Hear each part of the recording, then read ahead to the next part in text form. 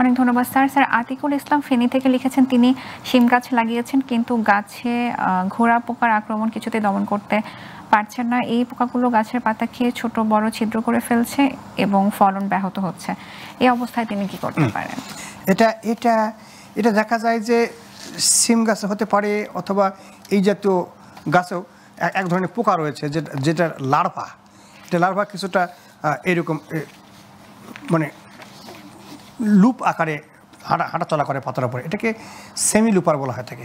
এই সেমি লুপার পোকাটা করে কি যে কচি পাতাটা খেয়ে অনেক বড় বড় বড় বড় ছিদ্র করে, ফলে ফলন কিন্তু অনেকাংশ কমে যায়। কারণ খেয়াল রাখতে হবে যে গাছের কিন্তু যদি পাতা যদি ঠিকমতো সবুজ না থাকে, পাতাতে যদি ফটোসিনথেসিস অর্থাৎ সূর্যের আলো থেকে যদি খাবার সংগ্রহ করতে গাছ না পারে, তাহলে কিন্তু সেই গাছ থেকে ভালো ফলন আশা করা যাবে না। আমরা যতই পরিমাণে সার দিই আর যত পরিচর্যা করি কোনো কাজ হবে না যতক্ষণ পর্যন্ত ফটোসিনথেসিস ঠিক মতো না হবে।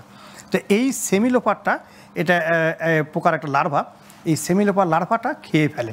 এটা দমন করার জন্যে উনি যে কোনো সাইপারমেথ্রিন গ্রুপের ইনসেকটিসাইড যেমন রয়েছে কট, ম্যাজিক, এগুলি কোম্পানির নাম, এই জাতীয় ঔষধ 1 গ্রাম পার লিটার পানির সাথে মিশিয়ে 15 দিন পর 2বার স্প্রে করলে আর এই সেমিলোপার যে ইনসেক্ট সেটা আর থাকবে না।